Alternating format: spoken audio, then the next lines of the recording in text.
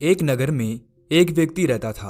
वो व्यक्ति एक बात से बहुत परेशान था कि दुनिया में उसे कोई प्यार नहीं करता। वो बहुत अकेला है। सब उससे मतलब के लिए संबंध रखते हैं। मतलब खत्म होते ही सब दूर हो जाते हैं। हमारी जिंदगी में हम सब बहुत अकेले हैं। हर कोई किसी न किसी का साथ ढूंढने में लगा है, लेकिन अंत में सब अकेले रह जाते हैं। अपने इसी अकेलेपन से परेशान होकर एक दिन वो व्यक्ति अपना घर बार छोड़कर निकल गया। वो निरंतर चलता ही जा रहा था, चलता ही जा रहा था। तभी रास्ते में उसे एक आश्रम दिखाई दिया। उस आश्रम में बहुत ही शांति नजर आ रही थी। सभी शिष्य ध्यान में लीन थे। ये देखकर वो व्यक्ति उस आश्रम के नजदीक गया। जब वो उस आश्रम के नजदीक आया तो उस समय गुरु अपने शिष्यों को उपदेश दे रहे थे, उनको ध्यान करना सिखा रहे थे। तभी उपदेशों के बीच एक शिष्य खड़ा हुआ और गुरु से पूछने लगा कि हे गुरुदेव, आखिर ध्यान करने से क्या होता है? आप हमें ध्यान करना क्यों सिखाते हैं? उस शिष्य की ऐसी बात सुनकर गुरु मुस्कुराए और गुरु ने उस शिष्य से कहा कि पुत्र, सही बात तो यह है कि ध्यान हमें अकेला कर देता है। हम जितने अकेले हो जाते हैं उतने ही ध्यान में उतरने लगते हैं। ध्यान से हमें खुशी प्राप्त होती है। ध्यान हमें जीवन को जीने का तरीका समझाता है। ध्यान हमें सत्य से रूबरू करवाता है। ध्यान से हम बड़ी से बड़ी चिंता से मुक्ति पा सकते हैं। ध्यान हमें अपने आप से मिलाता है।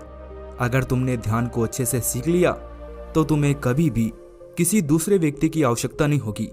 ध्यान अपने आप में संपूर्ण है। वो व्यक्ति जो बाहर खड़ा था वो गुरु की ये सारी बातें सुन रहा था। जब उसने गुरु के मुख से ये बात सुनी कि ध्यान सीख लेने के बाद हमें किसी की भी आवश्यकता नहीं होगी और आप अकेला महसूस नहीं करोगे, तो ऐसी बात सुनकर वो तुरंत गुरु के पास गया और वहां पर जाकर उसने गुरु से कहा कि हे गुरुदेव, अभी आप अपने शिष्यों से कह रहे थे कि ध्यान हमें अकेला कर देता है, तो गुरुदेव, आपके इन सभी शिष्यों में से मैं सर्वश्रेष्ठ हूँ, क्योंकि ये तो ध्यान करके अपने आप को अकेला करते हैं और मैं तो पहले से ही बहुत अकेला हूँ। इस संसार में मेरा कोई भी नहीं है जिसे मैं अपना कह सकूं। मैं बहुत अकेला हूँ गुरुदेव। गुरु ने उस व्यक्ति की बात को बड़े ध्यानपूर्वक सुना और फिर गुरु उसकी तरफ देखते हुए बोले कि अगर तुम अकेले हो तो तुम्हारे पीछे ये तुम्हारे परिवार वाले, तुम्हारे मित्र, तुम्हारे शत्रु साथ क्यों आ रहे हैं? जब गुरु ने ऐसा कहा तो वो व्यक्ति आश्चर्यचकित रह गया। उसने सोचा कि मैं तो अपने परिवार वालों को, अपने शत्रुओं को, अपने मित्रों को सबको छोड़ छाड़ के यहाँ पर आया हूँ। भला वो मेरे पीछे क्यों आ रहे हैं? यह सोचकर वो तुरंत पीछे मुड़ा। जब वो पीछे मुड़ा तो उसने देखा कि उसके पीछे तो कोई भी नहीं है। फिर उस व्यक्ति ने गुरु से कहा कि गुरुदेव, कौन है और कहाँ है? मेरे पीछे तो कोई भी नहीं है। मेरे परिवार वालों ने तो मुझे कब का छोड़ दिया। मेरे मित्र तो मुझे कभी याद भी नहीं करते, और मित्र तो दूर, शत्रु भी मुझे याद नहीं करते। कोई मुझे याद भी नहीं करता, मुझे कोई नहीं बुलाता। फिर मेरे पीछे कोई क्यों आएगा? ये सब तो मेरी बात भी सुनना नहीं चाहते। कोई मुझे बिना वजह याद भी नहीं करता। इन सब के लिए मेरा होना या फिर ना होना बात बराबर है। तो आप ही बताइए गुरुदेव, आखिर वो मेरे साथ और मुझे ढूंढते ढूंढते यहाँ पर क्यों आएंगे? उस व्यक्ति की पूरी बात सुनने के बाद गुरु मुस्कुराए और उस व्यक्ति से बोले कि तुम जो कह रहे हो वो ठीक है, लेकिन जब तक ये सब लोग तुम्हारे पीछे खड़े रहेंगे तब तक तुम अकेले हो ही नहीं सकते। पहले तुम इन सबको घर पर छोड़कर आओ। गुरु की ऐसी बातें सुनकर वो व्यक्ति पीछे फिर से मुड़ता है और गुरु से बोलता है कि गुरुदेव, आप मेरा मजाक क्यों बना रहे हैं? मैं कितनी बार बोल चुका हूं आपको कि मेरे पीछे कोई भी नहीं है, मैं यहाँ पर अकेला हूँ। फिर आप मुझे बार बार ये क्यों कह रहे हैं कि तुम्हारे पीछे जो खड़े हैं उन्हें छोड़कर आओ? आखिर मेरे पीछे कौन खड़ा है? मुझे तो कोई दिखाई नहीं दे रहा। आखिर मैं किसको छोड़ के आऊं? जब मेरे साथ कोई आया ही नहीं है तो मैं किसे छोड़कर आऊं? उस व्यक्ति की बात सुनकर गुरु मुस्कुराए और उस व्यक्ति से बोले कि तुम मुझसे क्या चाहते हो? यह सुनकर वो व्यक्ति उस गुरु से कहता है कि हे गुरुदेव, मैं आपका शिष्य बनना चाहता हूँ। कृपया मुझे आप अपना शिष्य बना लीजिए। मैं बहुत अकेला हूँ, मुझे किसी का साथ चाहिए। उस व्यक्ति की बात सुनकर गुरु ने बोला कि चलो ठीक है, लेकिन तुम यहाँ पर 30 दिन के लिए रहो। उसके बाद मैं निर्णय कर पाऊंगा कि तुम्हें अपना शिष्य बनाना है या फिर नहीं बनाना, और इन 30 दिनों में तुम ध्यान का अभ्यास करोगे। गुरु की ऐसी बातें सुनकर वो व्यक्ति उनकी बात मान जाता है और वो आश्रम में ही रुक जाता है। फिर अगले दिन गुरु उस व्यक्ति के पास आते हैं और उससे कहते हैं कि तुम किससे बातें कर रहे हो? मैं किसी से भी बातें नहीं कर रहा, क्योंकि यहाँ पर कोई नहीं है जिससे मैं बात कर सकूं। उस व्यक्ति की बात सुनकर गुरु ने कहा कि चलो ठीक है, ध्यान का अभ्यास करो। फिर वो व्यक्ति ध्यान का अभ्यास करने के लिए बैठ जाता है, लेकिन उस व्यक्ति को पहले दिन अभ्यास करने में बड़ी परेशानी आई। वो ठीक से लगातार बैठ भी नहीं पा रहा था। वो थोड़ी भी देर बैठता तो उसके पैर सुन्न हो जाते। फिर उस व्यक्ति ने गुरु से कहा कि गुरुदेव, मेरे से एक जगह लगातार बैठा नहीं जा सकता। मैं थोड़ी देर बैठता हूँ तो मेरे पैर सुन्न हो जाते हैं। उस व्यक्ति की बात सुनकर गुरु ने उस व्यक्ति से कहा कि तुम जितनी देर आराम से बैठ सकते हो उतनी ही देर बैठो। उसके बाद में थोड़ा चलो, थोड़ा घूमो और फिर से आकर बैठो और ध्यान करो। फिर दूसरे दिन सुबह सुबह ही गुरु फिर से उस व्यक्ति के पास आते हैं। उस व्यक्ति से कहते हैं कि कौन आया है यहाँ पर, किसके साथ बातचीत कर रहे हो? गुरु की ऐसी बातें सुनकर उस व्यक्ति ने कहा कि गुरुदेव, यहाँ पर तो कोई भी नहीं आया है, आप देख सकते हैं, और जब मैं कुछ बोल ही नहीं रहा तो मैं बातचीत किसके साथ करूँगा? उस व्यक्ति की बात सुनकर गुरु ने कहा चलो ठीक है, ध्यान का अभ्यास करो। फिर उस व्यक्ति ने गुरु से कहा कि गुरुदेव, क्या आंख बंद करके बैठ जाना ही ध्यान है? और अगर आंख बंद करके बैठ जाना ध्यान है तो हर कोई बड़ी आसानी से ध्यान कर सकता है, केवल आंखें बंद करके ही तो बैठना है। उस व्यक्ति की बात सुनकर गुरु मुस्कुराए और उस व्यक्ति से बोले कि बेटा, आंख बंद करके बैठ जाना ही ध्यान नहीं है, ध्यान अपने आप में ध्यान है। हमें किसी भी एक चीज पर ध्यान देना है, किसी भी एक चीज पर जिस पर तुम ध्यान दे सकते हो, किसी भी एक चीज पर जो लगातार आती है। वो बाहर की ओर भी हो सकती है, वो अंदर की ओर भी हो सकती है। जैसे बाहर तुम किसी वस्तु की तरफ लगातार देख रहे हो, या बाहर की कोई आवाज हो सकती है जिस पर तुम निरंतर ध्यान दे सको। जैसे तुम्हारे भीतर निरंतर चलने वाली सांसें जो निरंतर अंदर और बाहर आती जाती रहती है। तुम किसी भी एक चीज पर ध्यान कर सकते हो जो लगातार घट रही है, जिससे तुम्हारा ध्यान उस एक चीज से ना हटे। फिर उस दिन वो युवक ऐसा ही करता है। इसके बाद गुरु फिर से तीसरे दिन सुबह सुबह ही उस व्यक्ति के पास आते हैं और उस व्यक्ति से कहते हैं कि तुम किससे बात कर रहे हो? बड़ी जोर जोर से आवाज आ रही है। यहाँ शांत होने के लिए आए हो या फिर दूसरों को अशांत करने के लिए आए हो? गुरु की ऐसी बातें सुनकर उस व्यक्ति ने कहा कि गुरुदेव, यहाँ पर तो कोई भी नहीं है और मैंने तो अपने मुंह से एक शब्द भी नहीं निकाला, तो कोई मेरी आवाज से कैसे अशांत हो सकता है? यहाँ पर ना तो कोई मुझे जानता है और ना मैं किसी को जानता हूँ, तो भला मेरे पास कौन आएगा और मैं किससे बात करूंगा? उस व्यक्ति की बात सुनकर गुरु उस व्यक्ति से कहते हैं कि चलो ठीक है, कोई बात नहीं, हम ध्यान का अभ्यास करते हैं। फिर व्यक्ति ने गुरु से कहा कि गुरुदेव, आपने कहा था कि सांसों पर ध्यान दो, मतलब एक ऐसी चीज पर ध्यान दो जो लगातार चल रही है। लेकिन गुरुदेव, जब मैं अपनी सांसों पर ध्यान देता हूँ तो मेरा ध्यान लगातार नहीं रहता, मैं कहीं भटक जाता हूँ। बहुत ही पुरानी पुरानी चीजें मुझे याद आने लगती है और बहुत देर बाद मुझे याद आता है कि मैं तो ध्यान करने बैठा था। उस व्यक्ति की बात सुनकर गुरु मुस्कुराते हैं और उस व्यक्ति से कहते हैं, अच्छा ऐसा होता है तुम्हारे साथ, लेकिन फिर भी तुम निरंतर ध्यान का अभ्यास करो। ऐसा कहकर गुरु वहां से चले जाते हैं। फिर चौथे दिन सुबह सुबह ही गुरु उस व्यक्ति के पास आते हैं और उससे कहते हैं कि अरे इतना आलस क्यों फैला रखा है चारों तरफ? अपने पास आलस कोई बिठा रखा है तुमने, इसे भगाओ यहाँ से। गुरु की ऐसी बातें सुनकर व्यक्ति को अंदर ही अंदर बहुत ज्यादा क्रोध आता है, लेकिन वो अपने क्रोध को शांत करके गुरु से कहता है कि गुरुदेव, यहाँ पर तो कोई भी नहीं है, आपको यहाँ कौन दिखाई दे रहा है? मुझे तो कोई दिखाई नहीं दे रहा, और आप रोज ही रोज एक बात क्यों कहते हैं कि यहाँ पर कोई है, यहाँ पर कोई है, लेकिन यहाँ पर कोई नहीं होता। ये सुनकर गुरु ने कहा कि चलो ठीक है, अब आओ ध्यान का अभ्यास करते हैं। फिर वो व्यक्ति ध्यान का अभ्यास करने के लिए बैठ जाता है। वो कुछ देर ध्यान करता है और फिर थोड़ी देर बाद गुरु से बोलता है कि गुरुदेव, अब मैं पहले से ज्यादा अपनी सांसों पर ध्यान दे पा रहा हूँ, लेकिन मुझे नींद आने लगी है, मुझे आलस आने लगा है। ध्यान करते करते मैं सो जाता हूँ, फिर मैं ध्यान नहीं दे पाता हूँ और मुझे नींद आ जाती है। ये सुनकर गुरु ने कहा, अच्छा ये बात है, चलो ठीक है, आप थोड़ी देर आराम करो, फिर ध्यान करने बैठ जाना। ऐसे ही चौथा दिन भी निकल गया। फिर पांचवें दिन सुबह सुबह ही गुरु उस व्यक्ति के पास आते हैं और उससे कहते हैं कि तुमने ये क्या कर रखा है? इतने सारे लोगों को यहाँ पर इकट्ठा क्यों कर रखा है? जब तुम यहाँ पर अकेले आए थे तो इन सब लोगों का यहाँ पर क्या ही काम है? मुझे ये सब बिल्कुल अच्छा नहीं लगता। तुम एक काम करो, इन्हें अपने घर वापस छोड़कर आओ। गुरु की ऐसी बातें सुनकर उस व्यक्ति ने मन ही मन सोचा कि ये गुरुदेव तो पागल हैं। जब यहाँ पर कोई नहीं होता है तब भी ये कहते हैं कि यहाँ पर कोई है, यहाँ पर कोई है। ये गुरुदेव मेरे साथ मजाक तो नहीं कर रहे, या फिर ये मुझे बेवकूफ़ तो नहीं बना रहे। रोज के रोज आते हैं और मुझसे कहते हैं कि यहाँ पर कोई है, जबकि यहाँ पर तो कोई भी नहीं होता है। यहाँ पर सिर्फ और सिर्फ मैं हूँ। मैं इस कुटिया में अकेला रहता हूँ। फिर भी गुरुदेव को पता नहीं ऐसा क्यों लगता है कि मेरे साथ यहाँ पर कोई और भी रहता है। इसके बाद वो व्यक्ति गुरु से कहता है कि गुरुदेव मुझे क्षमा कीजिए, लेकिन जो आप देख रहे हैं वो मैं नहीं देख पा रहा। मुझे तो यहाँ पर कोई नहीं दिखता है। उस व्यक्ति की बात सुनकर गुरु ने उस व्यक्ति से कहा कि चलो ठीक है, ध्यान के अभ्यास के लिए चलते हैं। फिर वो व्यक्ति उनके साथ ध्यान करने के लिए बैठ जाता है और बहुत देर ध्यान करने के बाद वो गुरु से बोलता है कि गुरुदेव, ध्यान करने में जो नींद की बाधा आ रही थी उस पर मैंने नियंत्रण कर लिया है।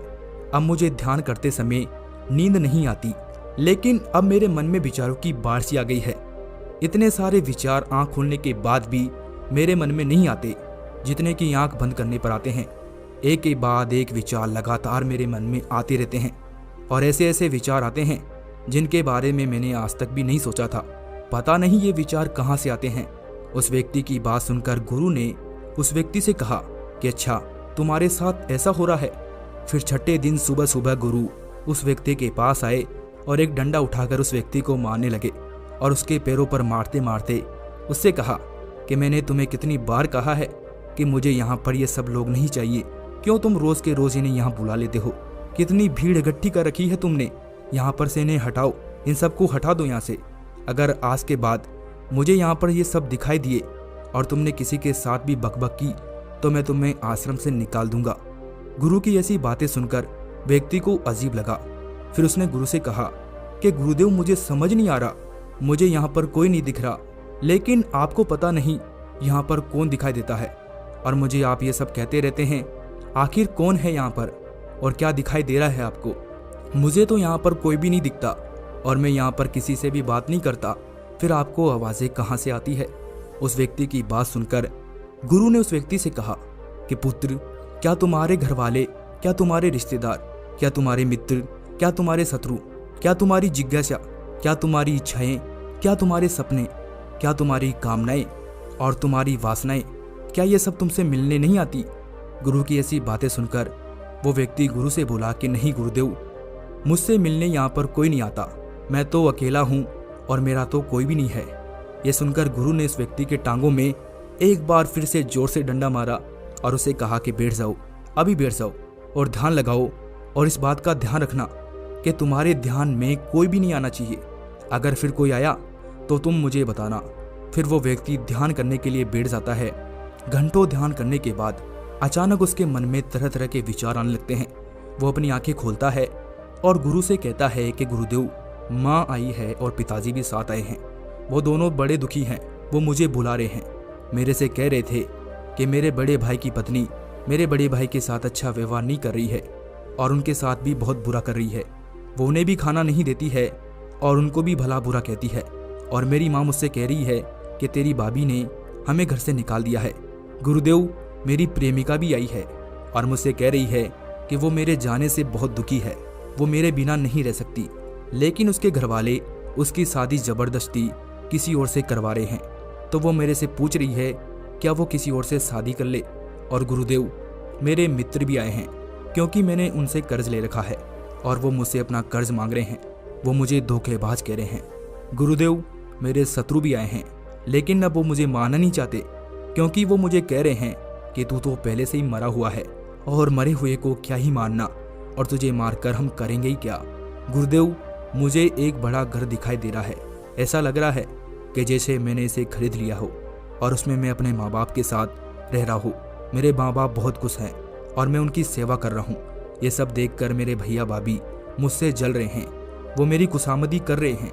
अब मैं अपने मित्रों में सबसे अमीर हूँ और अब मैंने अपनी प्रेमिका से शादी भी कर ली है और हम दोनों अब बहुत खुश हैं। गुरुदेव, कोई मुझे पीट रहा है, लेकिन मुझे उसका चेहरा याद नहीं आ रहा। मैं चेहरा देखने की कोशिश कर रहा हूँ। गुरुदेव, ये तो आप ही हैं। आप ही मुझे मार रहे हैं और कह रहे हैं कि इतनी भीड़ लेकर कहाँ जा रहा है, अकेला चल। इसके बाद वो व्यक्ति अपने ध्यान से उठ गया और गुरु के चरणों में जा गिरा और उसने गुरु से कहा कि गुरुदेव, मैं अंधा था जो अपने आप को अकेला समझ रहा था, पर आज मैंने वो भीड़ देख ली जिसे मैं अपने साथ लेकर घूम रहा था। हर कोई मेरे साथ ही था और मैं सोच रहा था कि मैं इतना बेचैन क्यों हूँ। अब मुझे समझ आया कि ये भीड़ मेरी बेचैनी की वजह थी। उस व्यक्ति की बात सुनकर गुरु ने कुछ भी नहीं कहा और वो चुपचाप वहां से चले गए और वो व्यक्ति निरंतर ध्यान का अभ्यास करता रहा और फिर वो गुरु के पास आना छोड़ दिया। उस व्यक्ति को ध्यान करते करते पूरे 30 दिन हो गए थे। फिर 30 दिन बाद वो व्यक्ति गुरु के पास आया और उनसे आकर कहा कि गुरुदेव, जिन लोगों को मैं अपने साथ लेकर आया था उस भीड़ को आज सुबह ही मैंने विदा कर दिया है और अब मैं बहुत अकेला हूँ और बिल्कुल शांत हूँ। मेरे साथ आप भी नहीं हैं, मैं स्वयं भी नहीं हूँ। मुझे अब परम शांति महसूस हो रही है। अब मुझे लगता है कि जैसे जीवन में सारी समस्याएं समाप्त हो चुकी है। बहुत कुछ है पर फिर भी कुछ नहीं, बहुत हल्का लग रहा है। गुरुदेव उसकी बातें सुनकर मुस्कुराते हैं और उस व्यक्ति से कहते हैं, अब तुम चाहो तो अपने इस अकेलेपन को लेकर वापस अपनी इस दुनिया में लौट सकते हो जहां पर तुम्हें किसी की जरूरत थी। अब तुम्हें किसी के भी साथ की जरूरत नहीं पड़ेगी। अब तुम संसार में तो रहोगे, आसपास भीड़ भी रहेगी, लेकिन तुम इस संसार में अकेले रहोगे।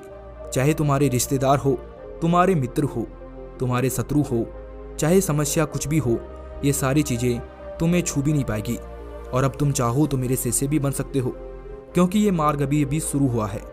अभी तो तुम्हें बहुत कुछ जानना है और इस बात का ध्यान रखना है कि सिर्फ जानना ही है, समेटना कुछ भी नहीं है, कुछ रखना नहीं है, अनुभव करना है। मार्ग अभी बहुत लंबा है, लेकिन तुमने शांति को प्राप्त कर लिया है और शांति इस मार्ग का मुख्य बिंदु है।